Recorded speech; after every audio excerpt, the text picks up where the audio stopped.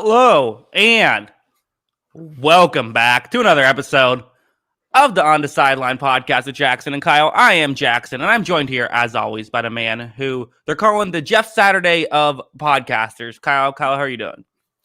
Doing good, although I do have more experience in Jeff Saturday podcasting than he does head coaching. So I think I'm an upgrade.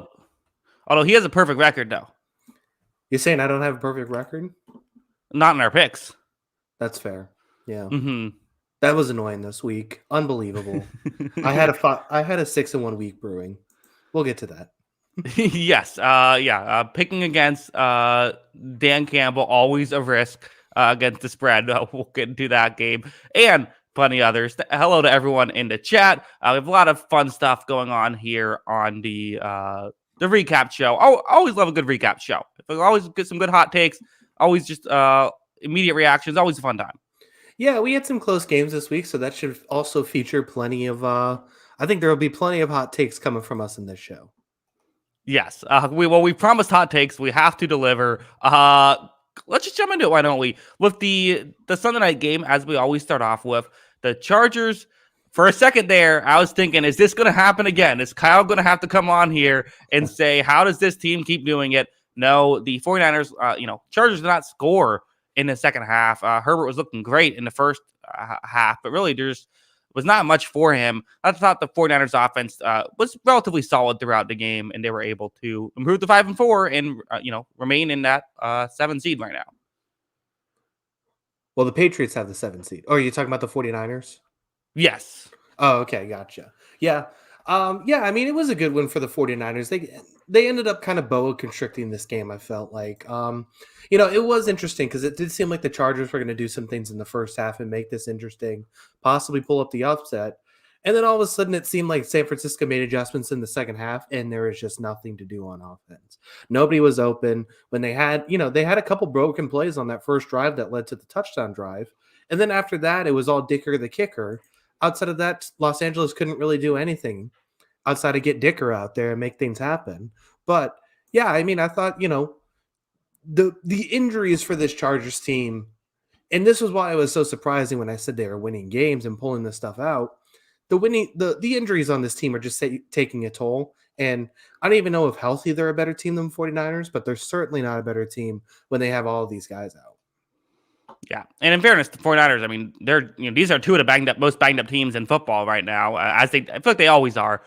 Zachary Stewart in the chat saying, once again, Herbert looked like how LeBron would look if he went against any 90s defense. No chance at all. Kyle, you're the basketball guy. Explain this one to me. It's a bad take from Zach, I got to say. Okay. There's not very good defense played in the 90s. There's just no spacing. But, everyone's entitled to their own opinion. I disagree.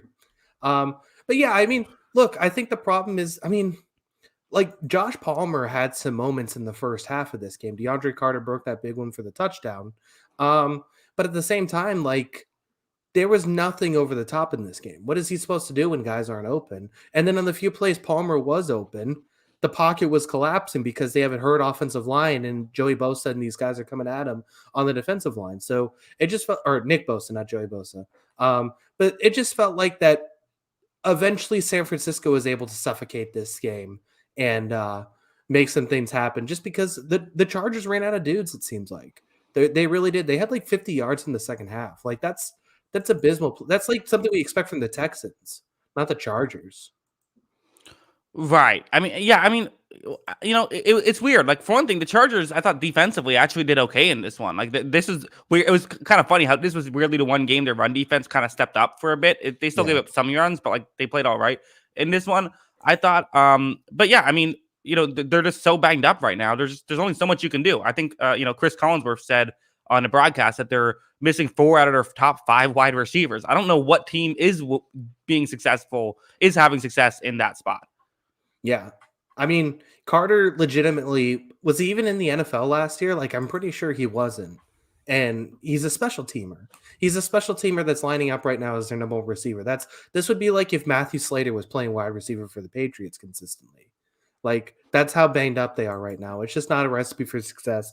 I agree that their defensive line played really well in this game, and I thought their linebackers too did a lot of really good stuff. I thought they limited McCaffrey pretty well in this game, especially in the running game.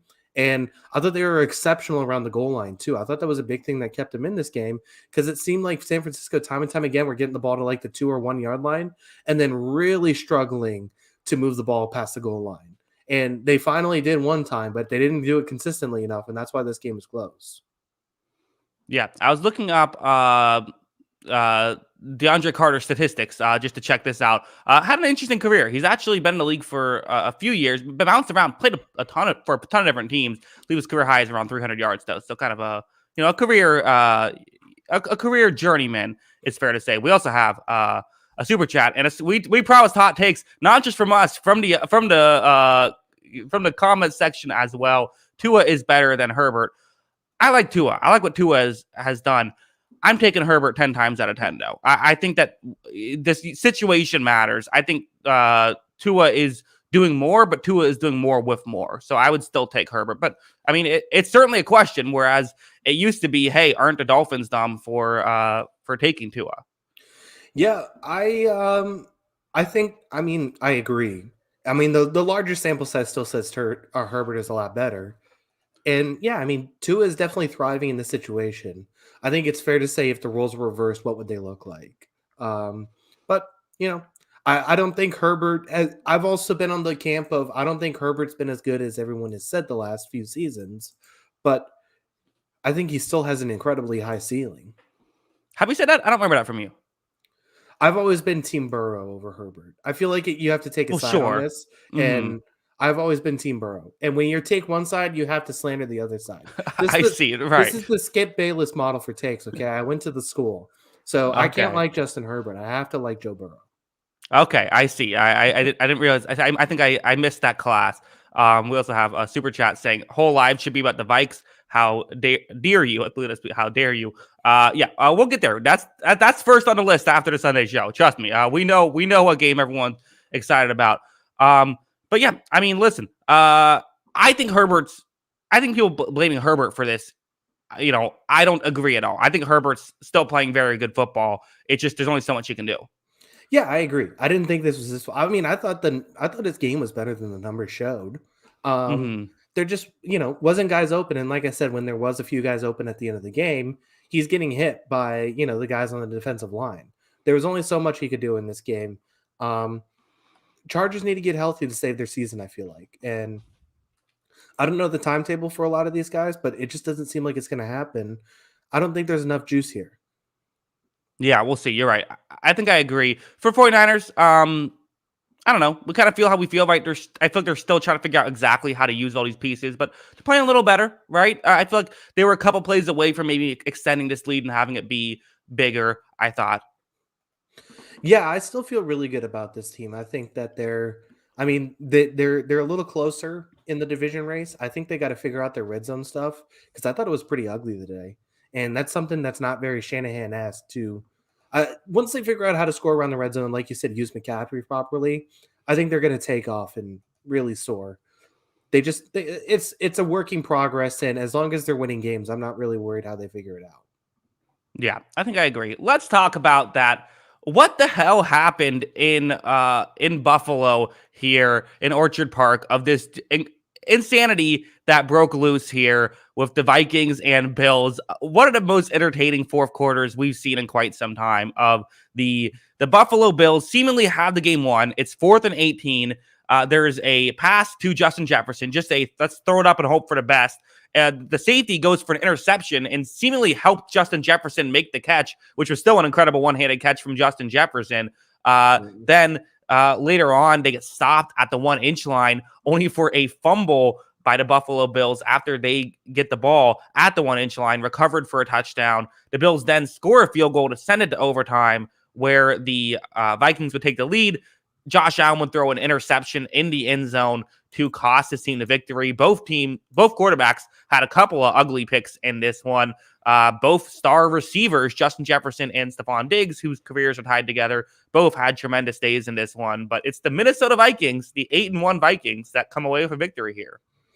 Yeah, I mean, this was the Justin Jefferson show, wasn't it? I mean, he hadn't had a touchdown since I mean, he had a touchdown in week 9. Outside of that, he hadn't had a touchdown since week 1, and he's just been unbelievable this season. He came up with it seemed like whenever they needed a play, he was coming up with it, especially down the stretch. Cousins was basically glued to him. He made big catch after big catch.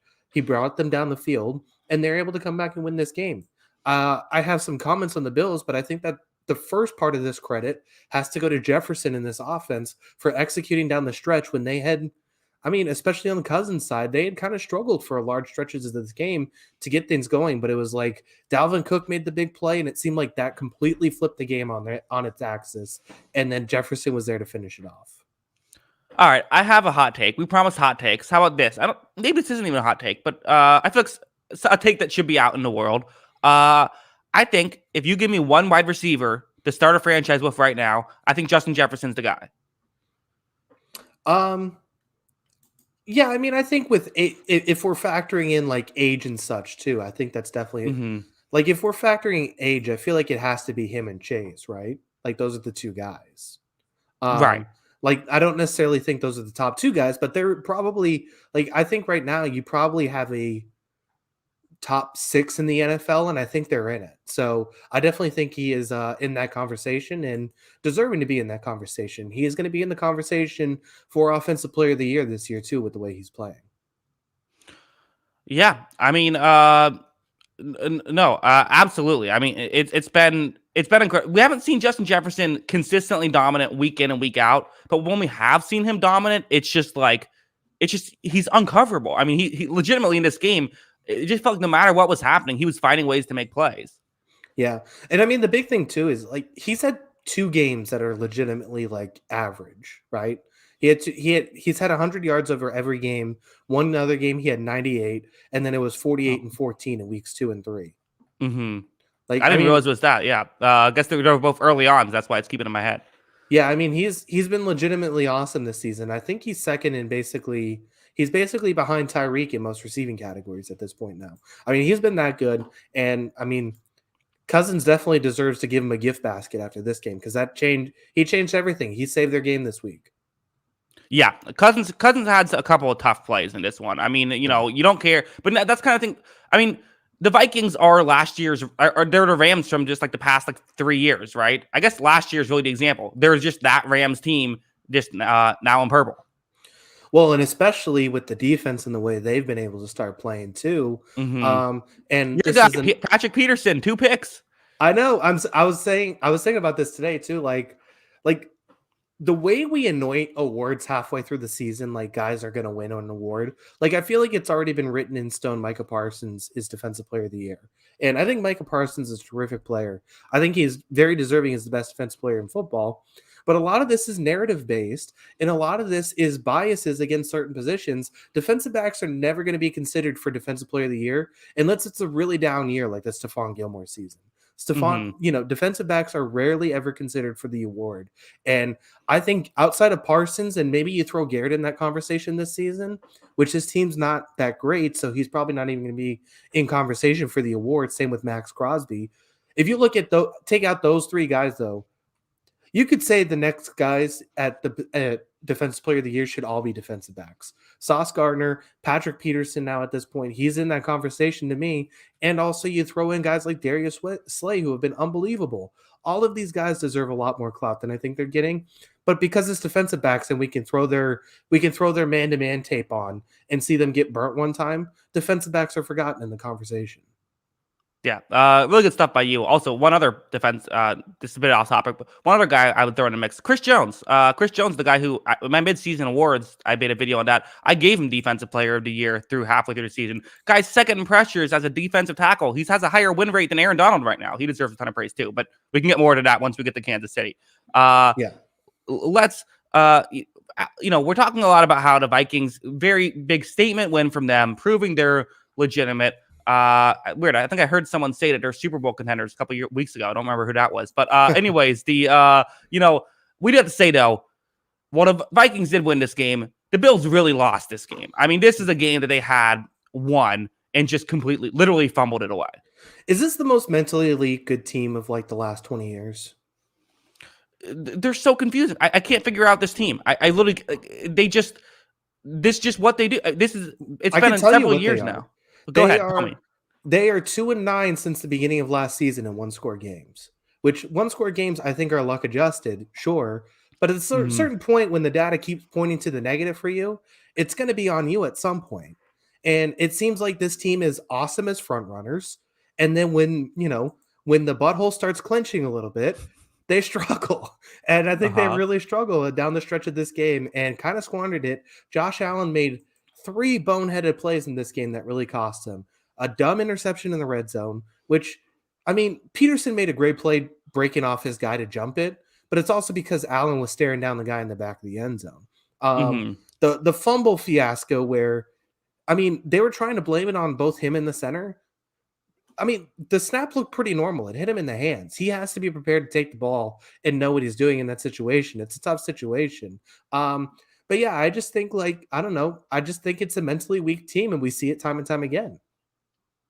Yeah, and Allen also, could have had another interception. He had one that was just barely not caught as well. So I mean, this was I mean, this is we also have a super chat. Daniil Hunter and Zadarius Smith are our best duo. They're playing at a high level. You can talk about Mhm. talk about the defense. Got to give those guys some credit as well. Again, defense is such a team sport. Everything working well there. But yeah, I mean, but this is like Kim, we got I feel like maybe do I need to brag a little bit? Am I kind of right about the Bills here? Is like, they're a team that when they're on, they look like they can beat anybody and they can dominate anybody, but they're not always on.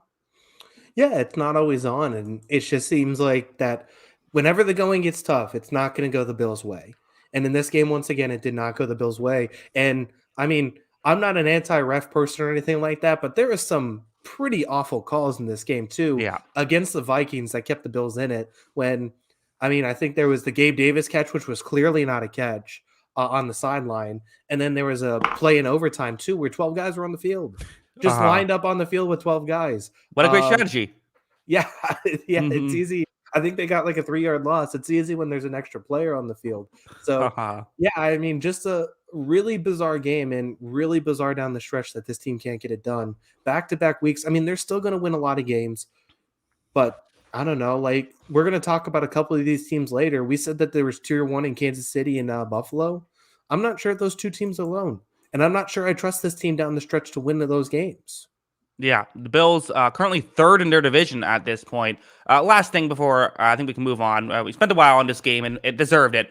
I mentioned it at the beginning, but Cameron Lewis, the safety, in that situation, Justin Jefferson is in front of you. It's 4th and 14. The ball's about 30 yards down the field. So an interception is already a bad play because you're losing field position there. Mhm. Uh, I don't get how it's a boneheaded play to go for the interception.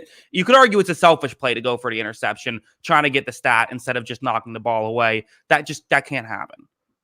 Yeah, I think it's really tough because it's like, okay, I look back on like the 2007 Super Bowl, right? And it's like Rodney Harrison's one of the best safeties I've seen ever.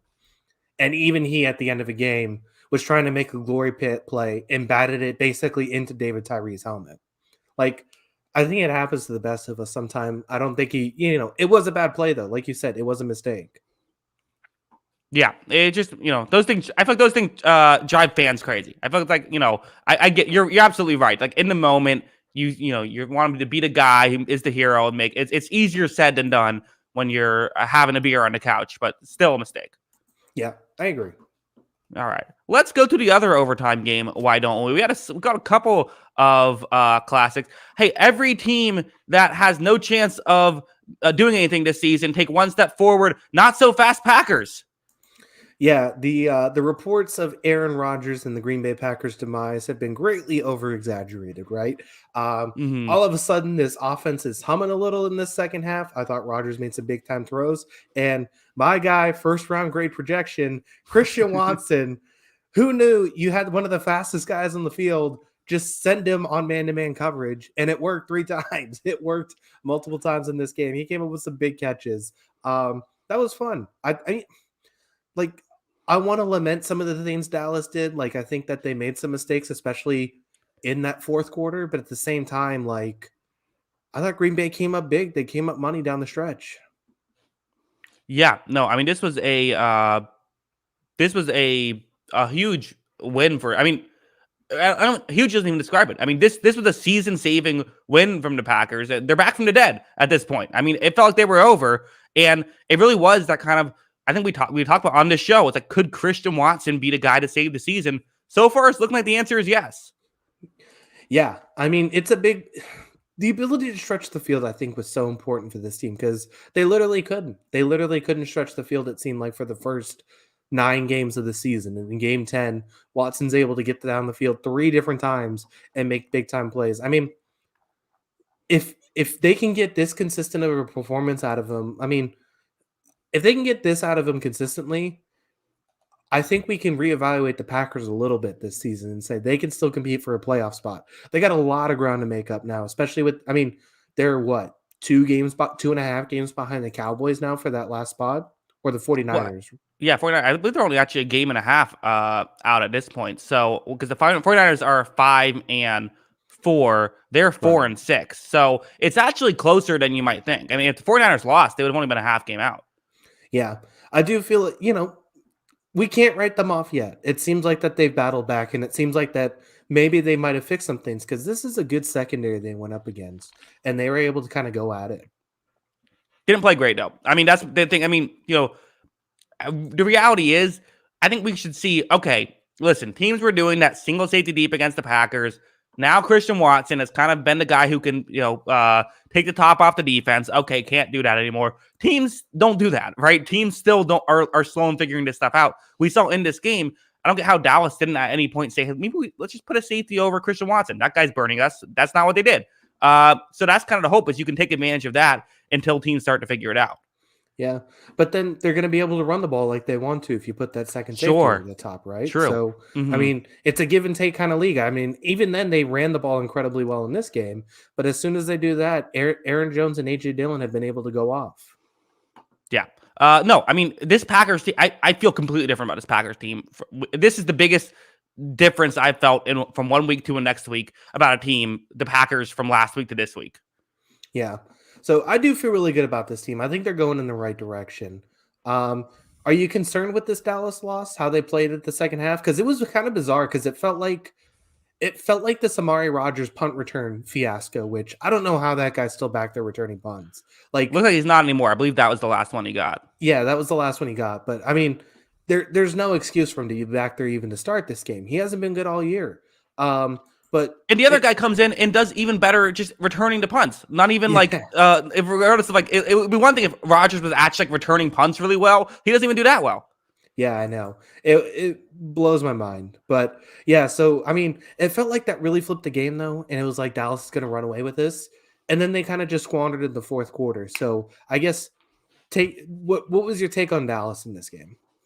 It's a bad loss. I mean, this is you awoken a sleeping giant in Green Bay. I mean, again, Packers beating Dallas in close games. That's what they do. But I mean, a couple of interceptions from Prescott here. The running game still worked. Tony Pollard was successful. CeeDee Lamb was very good in this game. But the offense as a whole, I don't think was a big issue. It was more so just the defense looked very human in this game, and this is supposed to be this championship level. If the Dallas Cowboys win a Super Bowl, it's because their defense can suffocate teams, and they struggled against a team that just got nothing going against Detroit. I mean, this is a tough loss for it's the NFL. Not every game goes the way you expect it to. In one game, who knows what it is, but this is a tough loss for Dallas. This is a team that's now 6-3. It has Super Bowl aspirations.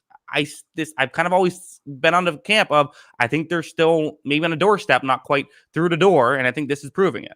Yeah. Lamb was unbelievable today. I will say that. I thought he was really good. Another one of your guys. Yeah, tough matchup for him too. I thought he really dominated. But yeah, I thought this was a human game from Micah Parsons, and they need superhuman Micah Parsons, I feel like, consistently. But yeah, I mean, I thought the defense did struggle in this game. I thought especially in that fourth quarter, they didn't seem to have adjustments. But I mean, I still think they're a playoff team, definitely. But yeah, I think it's fair, unless they're able to address some of these secondary issues and this defense can play consistently great. I think there's some reasons to be concerned. Yeah, like I said as well. My last thought about the Packers too is they got a tough schedule. To still have the Titans, Eagles, Dolphins, and Vikings on their schedule. So that's the tough thing. They really have no margin for error here, but still feel better, and they're at least looking better. But the problem is they put themselves in such a hole. It just will they be able to get themselves out of it? Yeah, I mean, division's out of the question, definitely, because I Right. think Minnesota's magic number is basically 3, right? They need to win 3 more games to win the division. So, that's out of the question, but at the same time, if they're able to, scrap together a few wins, I definitely think this could be a playoff team. I mean, so they're 4 and 6 right now. Let's say they get Detroit and get Chicago. Um, that's 6 wins. They need to find at least 3 more wins. So that's going to be tough because, like you said, it is a huge hole. But if this fourth quarter is what this team is going to be, I definitely think it's possible. Is this the best thing for the Packers in some ways, being the scrappy underdog Packers instead of the universal favorite? I think obviously having maybe one more win would really make it better. But I feel like, I don't know, maybe scrappy underdog Packers. I feel like from the media perspective, they're a lot more fun being the scrappy underdogs. Yeah, I think they enjoy it more. I'm sure they'd like to be 6 and 4 instead of 4 and 6 Sure. still. So Yeah, I think so as well. Let's move on. A lot of time on those games, and I think rightfully so. They deserved that time. But let's move on. Why don't we go to let's go, how about this one? Why not? Because I thought it was fun. Sticking with the NFC North a little bit. Lions, Bears. Kyle, you locked up the Bears. Never lock up against Dan Campbell. What are you doing here? Justin Fields made a ton of great plays in this one. He did have he had a couple of bad plays as well. This is who Justin Fields is, right? He's a playmaker. He's going to constantly be trying to do stuff. He had that bad pick 6, but I think it's another game where the good outweighs the bad with Fields. Was not quite enough, though, to beat the vaunted Lions offense. yeah, I was on the right side of this. So stupid. Like I went 4 and 3 this week on picks, but I had the Bears up double digits in the fourth quarter, and I had the Bills up double digits in the fourth quarter, and lost both of those. So it's just like I was on the right side of this. I don't even care. They had 1.5 yards per play more than the Lions in this game. They were good on third down. They were good in the red zone. The thing that they had a monumentally bad pick 6. That was the difference. Like if that's even just intercepted and not a pick 6, they still probably win this game. But the fact that he threw the interception and was returned for a touchdown, good play by Okuda, by the way. But still, Yeah. if he doesn't do that, this is probably a Bears win tonight cover. But the Lions came up big and they took advantage of the situation and went down and got that winning score too. So good for them. Yeah. Lions' first road win with Dan Campbell is huge. Also, Amon-Ra St. Brown and Jamo is going to be scary if Goff can hit him on deep ball. Yeah. No, absolutely. I think, yeah, agree with all that stuff. Also, I don't think Goff's going to play with Jameson Williams a whole lot. I'll be honest. Maybe not. You might be right about that. That's probably fair. Aiden Hutchinson had a sack. He also had an incredible run stop on the goal line. He had a couple of plays. Fields got him a couple times too. That was fun, seeing kind of two of the better athletes in the NFL go at each other. Yeah, it was really impressive. He had that big sack too, like you said, I think it was on the last drive of the game for the Bears that kind of ended it. That was an impressive play. I mean, he has some of the best hands just already. Like the way he can kind of just put offensive linemen on their heels is just unbelievable. Yeah, no, yeah, he had some sparkling plays, and again, for the Bears, you're having a great time, right? I feel like if you're a Bears fan, you probably want to see your team win. It's just because that's how watching sports works. But like seeing Justin Fields develop into this guy of still an imperfect player. Here's something. This is a weird comparison I thought of, and I don't know if this is true or not. Is Justin Fields like a better Jameis Winston who also is much more of an athlete than Winston in the sense of like he just has that kind of like he's going to make a play, he's going to try to make something happen. It's going to result in some things that look really stupid, but also stuff that looks really great. To an extent, yeah, I think I could see some of that. I mean, obviously, like you said, he is a much better athlete. Like Winston was never a really good athlete. I mean, some of these runs, and this was another guy who I think was kind of underrated for the amount of turnovers he had. and the amount of mistakes he made. It's kind of Vic-ish, isn't it?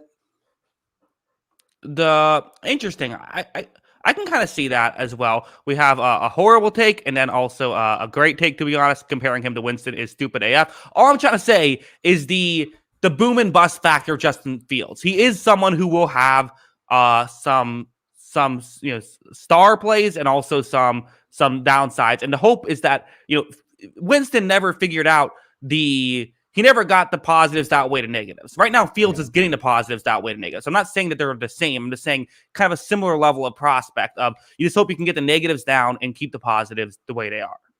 Yeah, I think that's fair. Yeah, I would still probably lean more Vic, though. Like, Vic, I think people, the Madden 07 game stuff, obviously, I think dilutes what Michael Vick was as a Right. football player. But, like, if you look outside of that one Philly season that he was pretty awesome, like, he basically had double-digit interceptions almost every year he played.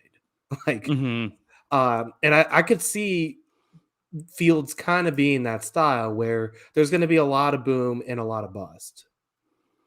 Yeah. Yeah. No, again, really good stuff from Justin Fields. Got to feel excited about that. And, Lions end up getting the win. So I guess both teams feel good coming out of this. Want to move on? Yeah, let's do it. All right, let's go to Germany. Why don't we? Let's talk some Buccaneers football.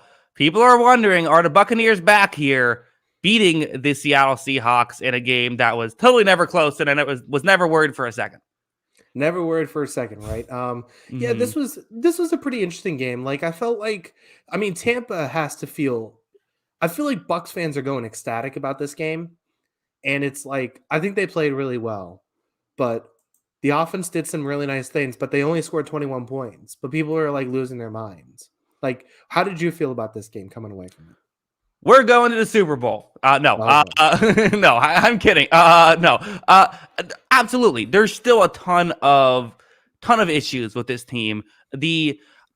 Honestly, there still is like, man, this coaching staff. I really just don't love some of these decisions. I mean, the funniest play call maybe all year of the having Leonard Fournette throw up a jump ball to Tom Brady, getting covered by Tariq Woolen did not work out as you were hoping it would, or maybe it worked out exactly as some people were hoping it would. I still feel like the Buccaneers team. I think their defense is incredible. I think that the receiving core is starting to look better. We saw some Julio Jones sighting in this one, and also that Chris Godwin made a couple of catches that he wasn't making earlier, which is nice to see. And then I think Mike Evans is I still don't think he's 100%, but he still made some tough catches. Mike Evans will just make some of those. I feel like every week he just makes one play where you're just like, how did you there's like three guys around you and somehow you're the only one who like notices the ball. Not even like he's like making these great catches. It's just like no one else even realizes that there's a ball coming and he's the one who ends up making the grab. I think it's fair. I don't think this team is back. I don't think this team is, they already have significantly more losses than they had last year. So, that's out of the question. But, I think a couple of nice things throughout this, though. One of the biggest nice things is that the Rashad White emergence of kind of giving him the majority of the carries, largely due to Fournette going down.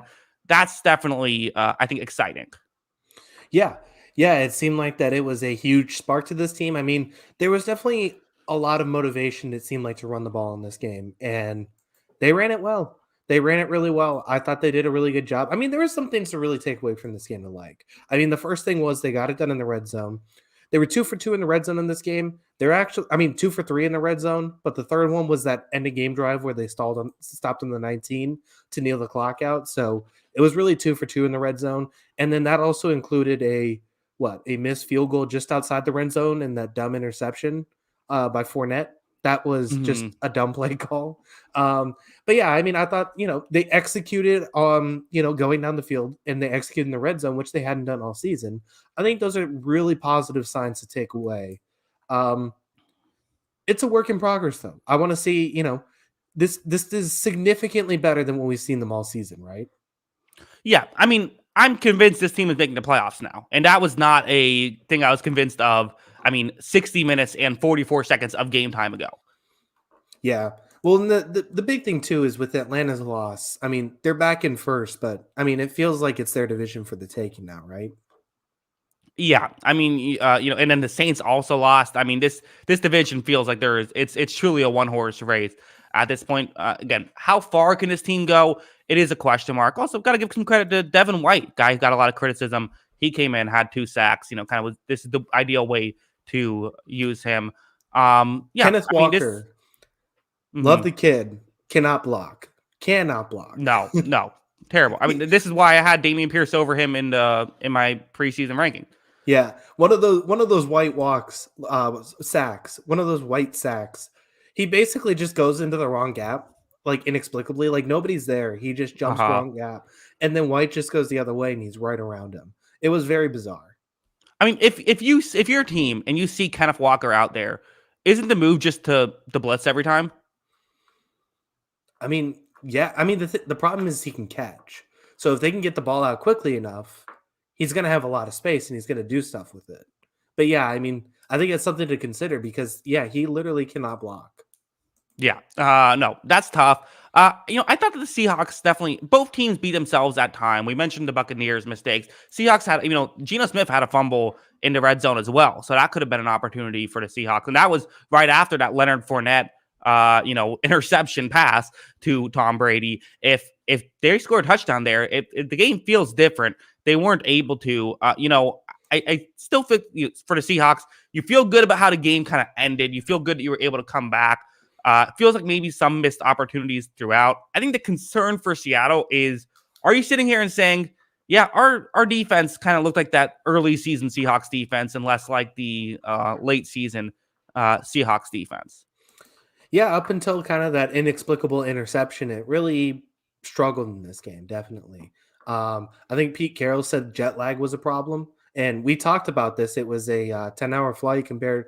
I think Buccaneers, like you said, saved like 4 hours on the flight. Like that's a Mm-hmm. tough that's a tough flight to prepare for a football game, definitely. But yeah, I mean, I think there's a couple different things you like. I'm still not overly worried because I like that 4-game winning streak, and I think I just value that. But yeah, I mean, they got winnable games on the schedule. They still got the Rams, the Panthers. They should win those games. They got the Rams twice still on the schedule. The Raiders too. Like they have winnable games, I think, down the stretch. I think I agree. I think that two teams that who knows, these could be teams playing each other in a playoff game in a couple months. Oh, did we lose Kyle? Did we can't tell if it's Kyle frozen or if I'm frozen. Kyle, you here? Okay, I can see Kyle. I'm not sure if Kyle can see me. Do we have Kyle without? Hopefully everything's okay. Let me know in the comment. Kyle, you good?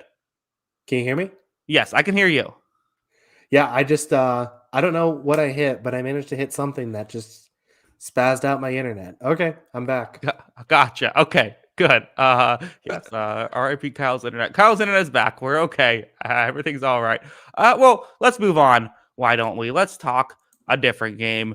That's kind of it. I feel like there's I feel like a few very exciting games. I'm kind of realizing there's not a ton of other intrigue, but we're going to get to all of them. I guess let's go Broncos Titans here. This game felt very Broncos Titans. Yeah, I think both of these teams probably loved this game. Who didn't love this game though was Russell Wilson. No, But everybody else, this was a kind of a snooze fest. The Titans Pete though, Carroll loved man, this game. yeah, he would have loved this game. But yeah, I mean the Titans, despite Derrick Henry not getting going, having Ryan Tannehill over a guy who's a rookie quarterback definitely helps because I thought he was one of the better players in this game. On the offensive side of the ball, I thought he made some pretty big throws in this one, and the Titans did enough to get it done because this Broncos team is lifeless. Yeah. I think we have a bit of a lag with the audio and video. Let us know in the chat as long as the audio is okay. Because I think if audio is okay, people don't mind. But if the audio gets messed up, it's an issue. But so just let us know there if there's any audio issues. But yeah. No, I mean, it was a weird game. This game was 0-0 for seemingly forever, even though there was actually 17 points scored in the second quarter. But it felt like it was a lot less than that. There was a couple of big. It was funny. This is almost like one of those baseball games that ends like 2-1, but with like 3 solo home runs, where there was just like nothing happening, but there'd be like this huge exciting play. There was that big Broncos touchdown. There was a big the flea flicker touchdown to Nick Westbrook. Was it Nick Westbrook Aheen? Also on Google, they just call him Nick Westbrook. They're like, you don't get two last names, just Nick Westbrook. That's all you get. Yeah. Yeah, I mean, he had a couple big plays in this game. He was very good. Russell Wilson was bad in this game, right? Like the 66-yard touchdown pass definitely skewed what his numbers are in this game. Yeah, but at the same time, I still do feel like what quarterback is playing good in this situation? Yeah, I mean, I don't know. Like, I don't know. I still don't think these guys stink. Like, I don't know. They weren't getting open today. Yeah, that's true. It's a tough situation, but at the same time, like, I don't know. If you're going to drop back 42 times, you got to produce a little more than that, right? This is a guy we viewed as a top 10 quarterback. How many other top 10 quarterbacks do you think would be better than him right now in this situation? All of them? No, it's like you think about like I feel like him and like Justin Herbert were two guys we put in the same box heading into the season. Like Herbert's been in a much worse situation and has performed significantly better, I think. Yeah, I think he's managing the game well, despite not having guys around him. This Courtland Sutton. Justin Herbert would pray for Courtland Sutton on his team right now with the guy he's throwing through. Right. So yeah, I just I'm back to writing off the Broncos. This defense continues to play really well, but if they're going to score 10 points a game, they're not going to win a lot of football games. Yeah. Meanwhile, for Titans, they don't seem to be scoring that much more than 10 points a game, but they're winning plenty of football games. Just what the Titans do, right? Titans play the Packers on Thursday. That should be a fun Thursday night game. I think, it's just it's just good Titans football, right? Yeah, I mean the winning ways continue. They had a little bit of a letdown against the Chiefs, but basically since week 2, they've been the same team throughout. They are getting their 17 to 24 points a game, and they're finding ways to win. Good stuff from them. I mean, this defense is really good. They've played really well week in and week out.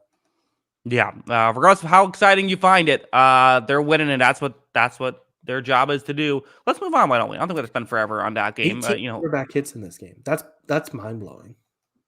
Yeah, wild stuff. Let's talk about two better teams, the Texans Giants here. Okay, they're not actually. Again, it's crazy that this line was Giants covered, did not just win, not by much though. In this 8-point victory here with the Giants. Again, another big. It's crazy. Saquon Barkley had 152 yards, but on 35 carries, he just had 4.3 yards per carry. He just got 35 carries, which is again still tough to do when you get that many carries to still keep a high volume. But he was able to do that. So just he was their offense. They only threw the ball 17 times. I mean, legitimately, they're rushing the ball twice as much as they're throwing the ball, just with Barkley taking out the other runs. Although I guess 5 of those were drop backs with Daniel Jones, but still, this is the run happy attack here. We saw a couple good running backs. Dameon Pierce was also very good as usual in this game, but it was kind of what we expected. Both teams trying to establish the run. The Giants did it a little bit better, and they stuck with it a little bit more, which is how they were able to get the victory. Yeah, I mean, it was just kind of crazy because the Giants had, virtually almost 0 negative plays in this game. They had 4 incompletions, they had 3 sacks, and then they had 1 negative run, basically. Outside of that, they moved the ball forward.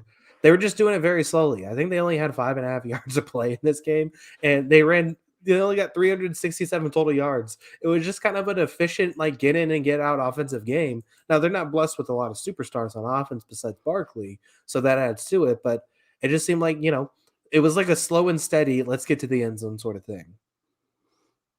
Yeah. I mean, and again, kind of like similar when we talked about the Titans. Like, if it's working, you're good. Like, just do what works. Figure out a way to win football games. Your goal is to not look impressive for a committee. This isn't college football. Just find ways to win.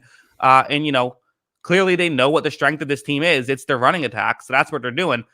Is it still concerning, though, that they got outgained by an entire yard per play against a team like the Texans? Yeah, of course. But like you said, they don't really care that they're not winning beauty contests. Like, we're all going to say they're stink till the end of the season.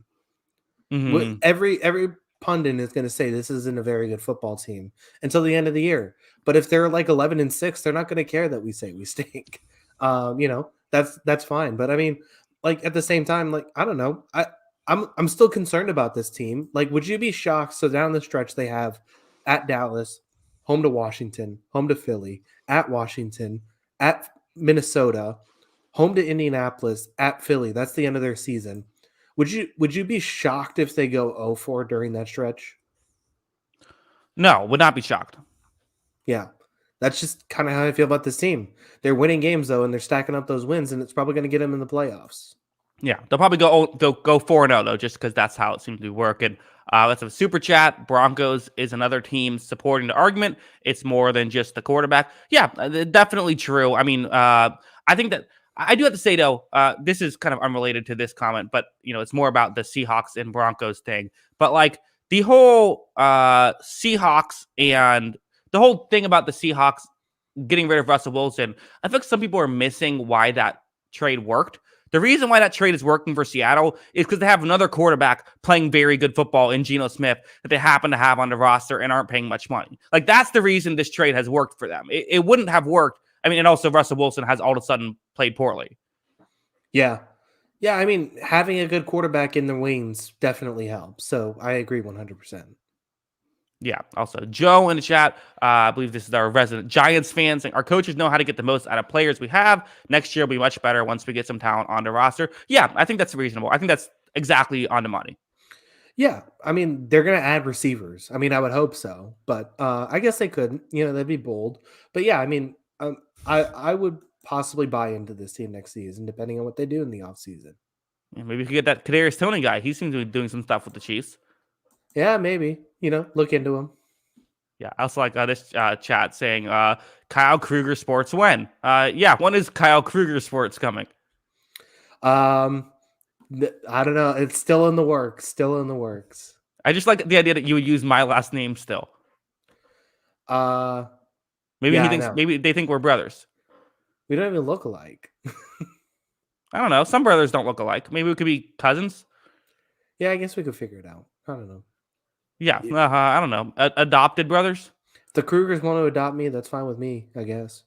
Okay, I'll let my parents I'm a know. little old for that. Yeah. We'll see how that goes. Let's go Colts Raiders. I guess why don't we? This was a close game. No, you want to move on? No, let's get through it. Power through. Raiders still stink, right? Outside of Devontae Adams, and it seems like Devontae Adams is trying really hard to get this team to win football games, but nobody else is really interested in winning football games, so that's a problem. Yeah. No, I mean, the Raiders have won that Devontae Adams trade. Just everything else has gone disastrously. Yeah. They have. Okay, so let's play. I think it's fair to Josh McDaniels. I think deserves a lot of criticism for this team, right? But at the same time, so let's go through this roster. If you were to rebuild this roster, how many guys are you keeping on the team? Matt Collins, he's number one. Obviously. Yeah, I think anyone on a rookie deal you just keep just because they're cheap. But then obviously Max Crosby is someone I definitely am making sure I keep. I think a couple guys in the secondary I think I'm keeping as well. I like what Rocky Sin's done. And I think for the offense definitely there's a couple offensive linemen. Adams, yeah, and then I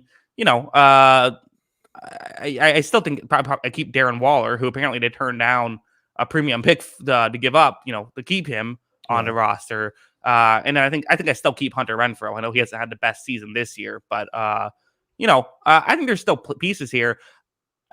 Probably worth mentioning. I did not name Derek Carr in that list.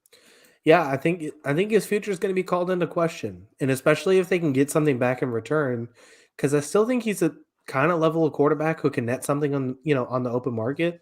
Like, if Brady retires, Tampa should be calling about him, definitely. I think there's a few teams. I think he's definitely called himself into question this season with the way he's played. I just think they paid some guys that haven't worked out. They drafted a lot of rookies who haven't worked out, and it looks like a team that's just deprived of talent right now. Yeah, I mean that's kind of how, and part of it is, I mean, you're paying a quarterback superstar money, and he's not playing well. I mean, that's like your team isn't going to look good, but your team is never going to look good And we're seeing this kind of like, the Cardinals of Kyler Murray a little bit, although I don't think his contract actually kicks in right yet. But the Rams with Matt Stafford, when you pay these kind of tier 2 quarterbacks, tier 1 money, it's tough. Yeah, and some of the young guys they did like too haven't played consistently, right? Like I think Diablo's hurt now. Nate Hobbs has been in and out of the lineup, so that hurts too. But at the same Mhm. time, yeah, I mean, you need your best players to show up, and I think that whenever the new regime steps in, they got to figure out this drafting process and get it fixed because they can't keep floundering on all these first round picks. Yeah, that's the big thing too. Is if you're going to pay a quarterback big money, you have to then hit on the draft picks, and they've not done that. Definitely not. That's like the low res Kyle looking kind of ominous. Not gonna lie. Listen, low res Kyle. What happened here? I don't know. Just all of a sudden, here we can see you. It's just a little bit, kind of looks like when you would watch like your cell phone video in like I don't know 2010. Interesting.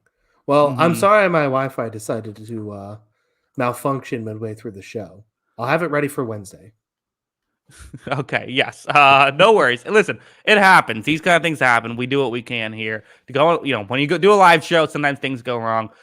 Colts, Jonathan Taylor is back. This is finally the Colts team that we wanted to see. How about best coach in NFL history, Jeff Saturday, with an undefeated record? Yeah, it's like all of a sudden everybody got back on the field and everyone wanted to play again. Uh, Unbelievable. All of a sudden it's like they figured out how to play football again. Jonathan Taylor looked good. Matt Ryan looked kind of good at the times in this offensive game. line looked way better. It's just because there's an Uh-huh. former offensive lineman as the head coach. It was very bizarre. Like I don't know what happened with this team that they just decided they were going to start playing this week. Well, we always joke about how, it's always kind of a thing about like, okay, a team with an interim head coach always seemingly does better that first week. But we always just assumed it's because they want to, do something nice for like the guy who's getting a start. And so they really put a lot of effort into that week. And then after 1 week, they don't really care anymore. It seems like this, like, why would you even care about Jeff Saturday? But I don't know. Maybe it's just all the tanking stuff that maybe that's what got them motivated. Or maybe it was just they were playing the Raiders. Uh Yeah, I mean it could be both. We'll see how this team keeps adjusting going forward. But yeah, I mean they played I thought one of their best games all season. Now, granted, they barely snuck it out, but I thought they played pretty well in this game. Yes. Joe in the chat says, hot take, we buy the Colts again. That is a hot take. Yeah, I'm not buying Purchasing the back Colts. in. Yeah, that's expensive. Mm-hmm. I'm not buying in yet. They got the Eagles next week. They're probably going to go to 4-6-1. They still got the Cowboys, Vikings on the schedule. Like that's 7-8 losses. They basically have to win out at that point to even give themselves a shot. And even then, I don't think it's a very good shot. So they have to steal a couple games and get some help. I don't see it happening. Yeah, could be tough, but hey, at least there's hope for another week if you're a Colts fan. Let's move on. Well, not a ton of great games left. I guess let's go Jaguars Chiefs here. In this one, we still have 4 more games after this. I'm not doing a great job selling the end of the show, am I? No, not really. But it's okay. We'll talk about every game. Mahomes is awesome. This Chiefs offense is absolutely rolling despite only scoring 27. It just, I mean, the yards per play stuff on this game was really, really good. It was impressive from Mhm. them. And yeah, I mean, I thought the Jaguars moved the ball kind of well in this game. I thought they played pretty decent. I thought Lawrence was decent in this game, but it just felt like Chiefs were always in control, even with that interception. Kyle, you're bearing the lead here. Kadarius Toney, he's back. Oh, 90 geez. all-purpose yards in this one. Kadarius Toney, all the way back. All the way back, huh? I mean, if he's good, like that's a huge, huge thing for this team, He had right? more yards than Jamar Chase this week, just saying. Well, I guess rewrite the history books, definitely. I mean, Yeah. that's still a huge thing for this team because I mean, look, I like what Juju Smith-Schuster has been able to do this season, but having that sort of speed and that sort of weapon on this team, I mean, it's just going to take this team to a whole other level. Yeah, no, I mean, and he doesn't have to be like this huge star, if he can just come in and be a piece of the offense, right? Because the offense isn't Yeah. struggling without him necessarily. Although you're right, the injuries maybe they are going to need him to at least be a consistent role player here. But Chiefs are very good. We knew the Chiefs are very good. It was a fun game, right? The Jaguars really kind of set the tone right away, recovering an onside kick, which I'm convinced if they didn't recover that, they would have lost like 70-0. I think if you go for a surprise onside kick first play and miss it, you're going to lose. Yeah, that's probably true. So, but I Mm-hmm. mean, the Chiefs also like. I think the one thing is like they're still kind of prone to dumb stuff. Like this has been a Yeah. thing with the Chiefs. Like it's like watching the Warriors in the NBA. Like they do a whole lot of great stuff, but then they also have a high turnover count because they get bored. It seems like during games. Like they had 3 turnovers in this game. They put the ball on the ground 3 times. They threw an interception. Like they do dumb stuff, but they're still so good that it just didn't matter. Yeah, I completely agree. I think that this is, and it does help you're playing Jacksonville, who is not quite the team. There's not on that level just yet. I think it's fair to say, but you're right. They had a couple nice plays, a couple turnovers that kind of allowed them to, the turnover battle was 3-1, or excuse me, 3-0 in this one. So I mean, kind of really puts in perspective. Only 10-point win, but with the 3-0 turnover differential, makes the Chiefs look even more impressive. I think. Again, Yeah. I thought Lawrence played well in this one. I thought that this is again, we're seeing more steps forward for Lawrence, who kind of had a rough stretch. Is definitely coming out of that. 100-yard reception day by Christian Kirk. So offense still showing some flashes here. And again, similar to Chicago, that's all you're hoping for if you're Jacksonville. Is just see signs from Lawrence. Yeah, I mean the last what is it now? He's had he's definitely had his stinkers this season, but at the same time, I thought the last 2 weeks with the Raiders game and this one, he's had basically a 75% completion percentage, 3 touchdowns, no picks. That's pretty good. That's pretty good, and that's kind of what you want out of a young quarterback. So if you know, keep building towards the future. I think he's gonna, he's starting to round into the potential that we saw in him. Yeah. And can we talk about Trayvon Walker at all? I mean, the guy, I know that like apparently, I don't know. People get mad at me every time I bring him up, but it's just another game where another game without a sack.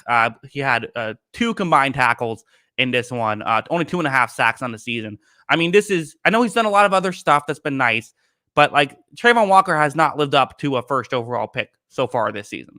So I was actually going to bring this up for the Miami game, but I can bring it up now because we've talked about 2 of the guys. So I think this past draft, the 2022 draft, was viewed as the edge rusher heavy draft at the top because you looked at, you had Hutchinson and Walker going 1 and 2, you had Kayvon Thibodeau going 5, and a lot of people had Jermaine Johnson up at the top too, and a lot of people like George Karlaftis too. So there was a lot of guys in that first round that viewed as very high edge rushers. 2021 was viewed as a weak edge rusher class. But one of those guys going in the first round, I think has been terrific. And so I was going to ask you, if you could redraft any of the guys from the first round of the 2021 or 22 draft as edge rushers, would you take Hutchinson, Walker, Thibodeau, or Jalen Phillips? It's an interesting question. I think you would definitely make an argument for Phillips, given the nature of we've seen it with him. I think I'd probably still go Hutchinson. I think I've seen enough from Hutchinson. I think he will reach his potential, but I would certainly go with Phillips over Walker. But again, I'm not a Walker guy. Yeah, like if they called and offered Phillips for Walker right now, did the Dolphins even say yes? If I'm running them, no. Yeah, I think that's a fair conversation. Yeah. And again, Walker's shown some nice things. And the thing about Walker, too, is like he's a project, right? That's part of the thing is he's going to take some time to develop. So it's like I don't want to sit here and say that he's a bust yet either, because that's not true either. There's hope for Walker. Absolutely. He just hasn't, he hasn't lived up to the hype yet. That doesn't mean he won't. Yeah. I mean, it's definitely not looking the best right now. I do think that they asked him to do a lot of different things, but at the same time, for a guy taken first overall, I think you want a little bit more. Yeah, I think I agree. Let's move on. Why don't we? Well, let's go to the Dolphins. Why don't we? We talked about them just a second ago.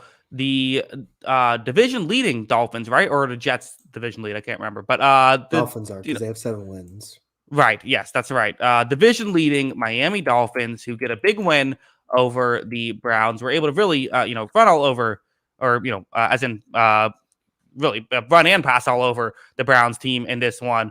Browns showed some flashes. It's one of those games it kept feeling like it was like kind of close, but then really wasn't. Jeff Wilson, who again, some of these Google names. Jeffrey Wilson. I don't know if anyone calls him Jeffrey Wilson. But that's what Google has him listed as. He had over 100 yards. Tua, another incredible statistical day, 3 touchdowns, 285 yards on just 32 attempts.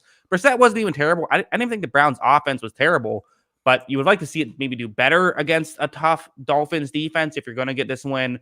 But just this Dolphins offense really just running through everybody at this point. Yeah, no, I agree. I think so the interesting thing is, so we talked about it last week where it was basically we said Bills, Chiefs, and everyone else in the AFC. There's a tier 2, but it felt like a very defined tier 2 after them. The Dolphins have to be in that tier 1 now, right? Like, not only are they ahead of the Bills to begin with, they've beaten the Bills straight up, which was a weird, like, unusually hot game that added to it, but they're basically undefeated when their starting quarterback plays the entire game. Now, he wasn't very good in that Cincinnati game before the injury, and they probably wouldn't have won it. But still, even if you take that one into consideration, they're basically 7-1 when Tua plays football. Like, that has to mean something, right? Absolutely. I totally agree. You can't sit here and tell me that the Bills and Chiefs are a tier above the Miami Dolphins right now. I think I'm totally with you. As in a super chat, nothing can stop the Miami offense. That's absolutely true. I mean, it's crazy. How fun would that be if we get to see like a Dolphins Chiefs AFC Championship game, getting to see Tyreek Hill going against Patrick Mahomes? Honestly, that's kind of more exciting to me right now than a Bills Chiefs AFC Championship game. Is that a hot take? I don't think it's a hot take. They're certainly playing like it. He's been unbelievable. I think Tua is in the MVP conversation. I don't know if he'll win it, but I think he deserves to be in the conversation. I mean, and it's more than just. I mean, Hill and Waddle add so much of such a dimension to this offense. It's a huge bargain to have. But I mean, Trent freaking Sherfield also steps up and has a huge day in this one and has a touchdown too. Like, they just, it's more than just the same 2 guys over and over again. Those 2 guys certainly help, but it's definitely a group collective effort. But it's largely those guys. Yes. And Tua is taking advantage of that fact. But I mean, sooner or later, we're going to have to stop saying that Tua is benefiting from the system and saying Tua is the system that's playing incredibly well. I mean, he's got 1,980 yards, 15 touchdowns, only 3 interceptions. He's number 1 in QBR. He's got 71% completion percentage. Yes, we all know that having elite receivers helps a quarterback be good, but it also helps being a good quarterback to play great football, and he's playing great football currently. I think it's undeniable that him being in a good situation is obviously helping him look better. I also think it's undeniable that he's legitimately thriving in a good situation and doing a lot better than there's a lot of great stuff that he's doing that just these average quarterbacks aren't doing. I mean, this is what made him so successful at Alabama, right? Is he can read these plays and get to his next read so quickly and so effectively. I mean, this guy's, I made in my film study, I made a couple, I believe it was last week.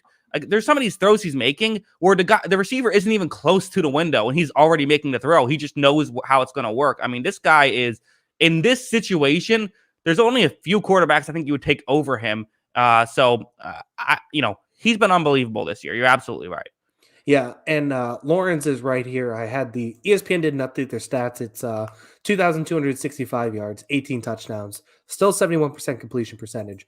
But I mean, it's crazy stuff right now. I mean, the timing that he's able to have in this offense has been terrific. I mean, he's picked it up basically right away, and he's thriving. I think he's got to be in the MVP conversation at this point. To me, I don't know if he'll win it. Because he also missed time, and Mahomes has been that good. But he definitely deserves to be in that conversation. Yeah, I think he's someone who you think about when if you have to do like a 1 through 5 list of MVP candidates, he's probably on that. Also, Anthony in the chat saying that little nerd McDaniel, coach of the year. Yeah, I think you could certainly make an argument. I think I probably would lean Brian Dable, but you could certainly make an argument. You can give it to Vrabel again. Yes, honestly, you could. Yeah, but I feel like they don't really do that, right? Right. No. So. Mm-hmm. All right. Let's talk about the Thursday game. This is a tough loss from the Falcons, right? Here's where I want to go. So Falcons had a tough loss. Falcons seemingly are dead despite just being a game out. Had a couple tough losses. Can't really seemingly, the Panthers have been a thorn in the side of several NFC South teams this season. Is it time to go to Desmond Ridder? I mean, you might as well think about it. If you can't, move the ball, like what's the incentive for playing Mariota at this point? I think Mariota's an okay backup, but what else can you really do with it? Like, they can't throw the ball. They can't throw the ball, and they have good receiving options. When you look at Drake London and Kyle Pitts, that's a really good duo. They just can't move the ball through the air. At this point, I don't like. He might be bad. He might not be ready. But at the same time, like, it can't be much worse than just floundering because you want Mariota to play. I just don't get it. Yeah. So this is a good point. The incentive for playing Mariota is he has a cooler name. Checkmate, Kyle. I don't know. Desmond Ritter's pretty cool too. Yeah, Ridder. I mean, you can do a lot of. There's probably some marketing there. I would think so. Yeah. Like what? I don't know. They'll figure it out. I mean, the crazy. So PJ Walker threw 16 passes for 108 yards. He still might have been the best quarterback in this game. Yeah. No. It was incredible. I mean, this is, this Falcons team. I mean, it's almost. Is this almost? I just feel like, okay, you left Mariota in because of the fact that you were trying to make the playoffs. It's not that it's out of the question, but the chances of you, if you make the playoffs, you're probably going to be one and done, almost certainly. See what you have in this kid. You have 7 games to play it. If you don't do it now, you're basically never getting a chance to see what you have with him. So might as well do it now. Yeah, I would think so too, just to see, because I mean, there's going to be quarterbacks in these next couple of drafts, and you have to evaluate if this guy's worth keeping, I think. Yeah, I think so as well. I mean, as for the Panthers, do we care? I mean, what's the Terrence Marshall had a nice catch for 43 yards. I mean, this was Donta Foreman's looked very good as a running back. He's probably a starting caliber running back. That you found that, so good work there. Offensive lines continuing to play well for this team. But again, defense bounce back game for the defense that's had some struggles. Panthers still though, not a great team. Well, it would have been funny if they just kept McCaffrey, because they've looked good the last 4 weeks at least. And it would have helped the offense. But they got a huge haul, so I don't really mind it. And I don't think McCaffrey moves the needle that much for them. Like you said, Foreman has played well. The one thing is takes him one spot farther out of a quarterback, right? Like, that's the one thing you have to look at. Yeah, I mean, it's almost like when my teams were terrible, I always still rooted for the teams. I think that's more fun as a fan. So I'm sure Panthers fans are divided here, but I'm sure there's some Panthers fans that were rooting for a loss here. Yeah, I mean, you have to think about the tank a little bit, but yeah, I mean, you want to win football games. It is just going to be interesting. I mean, this team's destined to have Will Levis. I already know it. Will Levis had 100 in. I had the numbers up. He had like 115 yards passing in Kentucky's loss to Vanderbilt. It was Vanderbilt's first SEC win since October 2019. That guy's definitely screams first round pick Carolina Panthers. Sure. But hey, who knows? We're very far out. At least, come on, Kyle. Panthers fans who spent an hour and 10 minutes to get to at least give them some optimism. I already said Foreman looked good. What more do you need? You're right. That's all you need. Is you got JC Foreman. Horn had a pick. Yeah. Don't be greedy, Panthers fans. You got Donta Foreman. Good thing you got JC Horn over Justin Fields. He had an interception. Yeah, that's very. Also, I do have to say though, we kept saying they should have drafted Mac Jones. We can't now revisit that. It turns out maybe I'd rather have JC Horn than Mac Jones, as it turns out. Yeah, that's fair. Would you rather have Justin Fields right now? I think I'd rather have Justin Fields. Yeah. Couple of teams that would like to have Justin Fields. The Saints and Steelers played in this game. Oh, boy. Yeah. Oh God, this game was terrible. I mean, this was a tough game. This was the worst game of football, maybe all year. Najee Harris looked good. Hey, Najee Harris. Turns out he maybe doesn't suck. Had a decent game in this one, although had a couple of there was a hilarious sequence where Andy Dalton throws an interception, and then immediately after, Najee Harris fumbles the football, although the Steelers did recover it. But, Kenny Pickett was the better quarterback in this game. Kenny Pickett still showing that he's, he belongs in the NFL. Young guy. You're hoping he can get better. That's how I view it. Andy Dalton had a rough game in this one. They were not able to get much going. TJ Watt was in the game. I guess the Steelers are just, Steelers undefeated with TJ Watt in the lineup. There you go. Yeah, these two teams stink, honestly. Like, it was like, I don't know. If you showed us in 2015 film of this Saints team and this Pittsburgh's team, you're probably just sad, like thinking of the future. That's probably what you're thinking. Like, I don't know. This was brutal to watch. Andy Dalton stunk. Kenny Pickett was a little bit better. He can run. He can run really well, but that's really all I could take away from this game. George Pickens had some splash plays.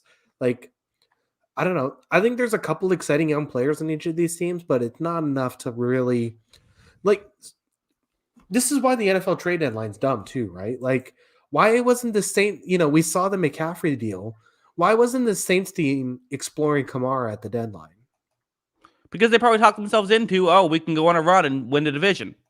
Based on what? Have they watched film of themselves? Like, all you have to do is watch yourself play football and say, this team's not winning a division.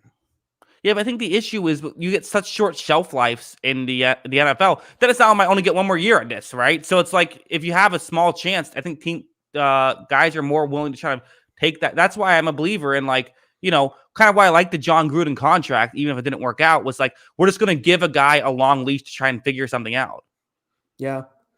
Yeah, I don't know. It's just interesting. It's interesting how it worked. I just,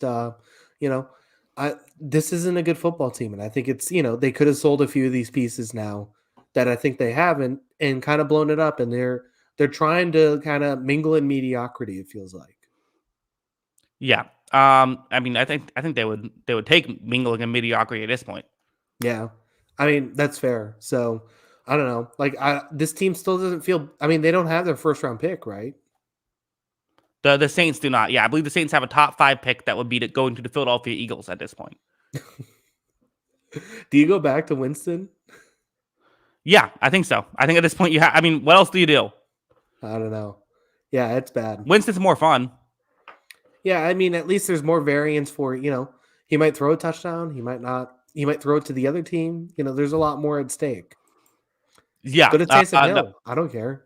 Sure. Yeah. Figure something out. Two teams that are sputtering here, planning for the future. At least the Steelers seem to be in a little bit of a better spot at this point. One last game. Somehow that Steelers Saints game was not the last game on this list because the Cardinals Rams, which it was announced before the game that not just one, but both starting quarterbacks would not be playing. We saw, I'm always in the mood for a good Colt McCoy bowl. Every time every time Colt McCoy starts, you bet on Colt McCoy. He always covers. Colt McCoy covers or wins. Won outright in this one. Colt McCoy still maybe this is the year he breaks out. Still young, up and coming quarterback. So I flipped to this game early because I was on Sunday Ticket, and I flipped over to this game. I heard that it was Walford and Colt McCoy, and then I decided I was going to watch the Cowboys and Packers. Yeah.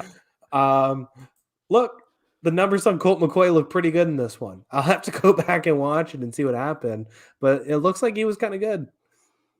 Hey, Colt McCoy with the Cardinals has been working, and he had an over 100 passer rating last year with them. Yeah, I mean, he's quarterback controversy. Oh God, he's a good backup quarterback. It's also funny because you look at his stats and like, oh, he had a good year with the 49ers. Then he realized he had 13 yards in 2013. Like he's been a backup for his entire career. His career high in passing yards is 2,700. I mean, he's a backup. Yeah, I mean, he really has to send Chase Daniel a gift basket. Nobody makes fun of him for being the backup guy. Right. We have Zakwa in the chat saying the highlight of the game was Jesse and Walter White. Yeah, I think it was. I think it was seeing the Breaking Bad characters. I think that was like, there you go. Yeah, well, that's cool. Yeah. I think we were also joking pre-snap about how on Red Zone there's this a woman who served in one of the armed forces who they were celebrating, and then sort of they said, okay, well, since we know you're a big Matt Stafford fan, here's your Matt Stafford Rams jersey, even though she's a Lions fan. Don't know why they couldn't have found her a Lions jersey. And we're going to give you tickets to the Rams Cardinals game, only to like moments later reveal that neither starting quarterback is playing. It's always fun to go to a ball game, but I think that, they could have done something nicer for her. They could have sent her to the Lions game. Yeah, I think it's fair to ask the question, does Red Zone hate the troops? Yeah, I think, people are asking. We're the only ones investigating. It seems like I don't know what's happening over here. Right. Yeah, this was a bizarre game. I mean, Cooper Kupp had 3 catches for -1 yards. Yeah, and then he got banged up. Yeah, so this can't be a fun watch. And so if Kupp's banged up and Stafford's out, like the Rams are officially dead. Oh, I mean, they might be the worst team in football in that scenario. Might be. I think they are. I think their defense at least probably keeps them ahead of like the Texans. Yeah. So I don't know. I think I might take the Texans there. Texans in the points. Also worth mentioning here, the Cardinals are not dead. The Cardinals still do have a chance here. I know it seems crazy. There's a few teams that, because again, the NFC, you have the 4 division winners, which are the Eagles, Seahawks, Vikings, and Buccaneers. And you have the 3 wild card spots, which are currently going to the Giants, Cowboys, and 49ers. But then you still have the Cardinals, who are 4-6, a game and a half back, and the Packers, who are 4-6, a game and a half back, and you have the Falcons, who are 4-6, a game and a half back. Cardinals have a relatively easier schedule compared to some of these other teams. The issue is they have to win these games, but they're one of those teams where it's like, I'm not realistically like planning out that they're going to make the playoffs, but they play the 49ers on Monday Night Football. If they win that game, they are right back, having a chance to make the playoffs. Yeah. I mean, they're so crazily in the conversation. I mean, so it's like Washington's still in the conversation at 4-5. Green Bay's still in the conversation at 4-6. Atlanta, despite all we said, is still in the conversation at 4-6. Like, you can't write anybody off just yet. I mean, everybody in the NFC has 3 or more wins, which is kind of wild. But they need a lot of help still. I will say the offense, has looked better with DeAndre Hopkins obviously in the lineup. That's a no-brainer. Maybe they can string together a couple wins. I'm still not betting on it, but it has looked more competent. You can't completely write them off just yet. That's fair. Mm-hmm. Yeah, I don't know. It's an interesting team, but I mean, they lost Zach Ertz in this game too. I did see that. So we'll see what happens with the Cardinal football team. I'm not buying into it too much, but they're not dead. You're right. They're not dead. Mm-hmm. Also, super chat. Could the Lions end up with 2 top 15 picks? It might be undersung, maybe even better than that. Because obviously the Rams, the Lions have the Rams first round draft pick as well. Rams, again, the real loser of this game is still the Panthers for not making that trade of Brian Burns to get 2 first round picks. Yes. Yeah. That feels like it should have been an easy trade to make. Yeah. No. This is again 2 teams sputtering a bit here, but hey, at least the at least for the Cardinals, you're showing some stuff, and for the Rams, again, you won a Super Bowl last year. You're all right. Yeah, I guess everything's gravy for now, but this is a bad team. Yeah, not so good. That is all the games. Fun show. Kyle, let them know where you can find us on Twitter before we head out. Yeah, make sure to follow us on Twitter. Follow him at Jackson Kruger. Make sure to follow me at by Kyle Gronin, and make sure to follow the account page at On the Sideline JK. That's at On the Sideline JK. Yes, of course. If you like the audio only podcast, anywhere you get the audio only podcast, check that out. It's anywhere you get your podcast that should be available. It's On the Sideline podcast. We will be back Wednesday live here on YouTube at 9:00 Eastern time to preview all of the games. And again, got some interesting ones coming up. Got the Cowboys Vikings. That should be a fascinating game. The Titans Packers here. So, a couple of interesting games. Jets Patriots. I'm actually really fascinated on how that game could go. So some interesting ones here. Even Chiefs Chargers, that's always a classic. Yeah, there's good games ahead. I'm looking forward to the rest of the season. I mean, there's still a lot to settle. Is any spot feel like it's locked in? Probably the Titans is the only thing, right? The Titans are winning the AFC South. Titans are winning the AFC South. That feels locked in. And the Vikings. Yeah, the Vikings. I think that I yeah, I guess because like the Ravens and Bengals, I don't feel. I feel pretty confident the Chiefs are winning the AFC West as well. Yeah, so I guess you could say 3 teams definitely feel like they're in the playoffs. Outside And to of be that, honest, I feel pretty confident the Eagles are or winning the NFC East. do you?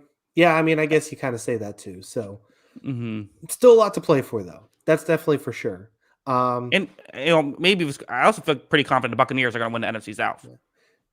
yeah, yeah, I think I do too, honestly. But we'll see. Hmm. They got to play the games. They got to win a few. Um, Either one, yeah. Some of those definitely could flip the other way. It's possible, but I feel confident. But yeah, still an interesting week. I think this is the very fun part of the season, right? Where we're kind of figuring out what these teams are at this point, but there still is plenty of room for surprises. yeah, definitely.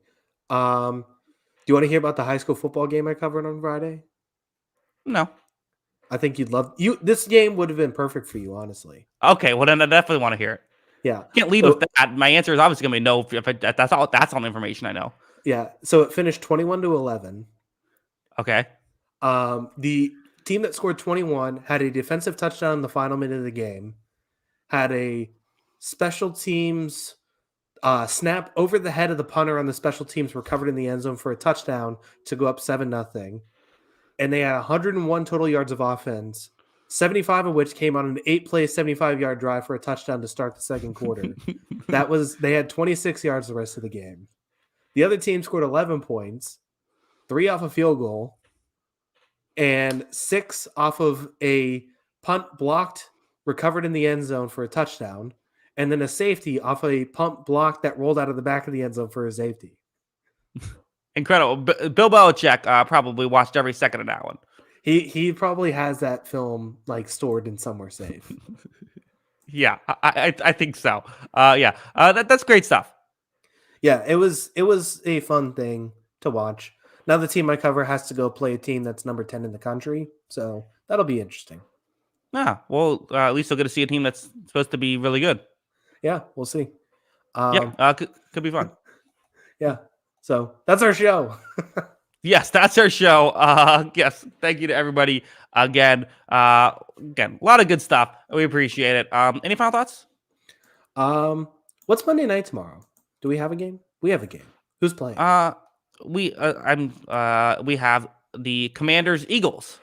I need yeah. Jalen Hurts. I need 29 points out of Jalen Hurts for fantasy. I mean, come on, Jalen. I think I'm gonna win fantasy somehow, some way.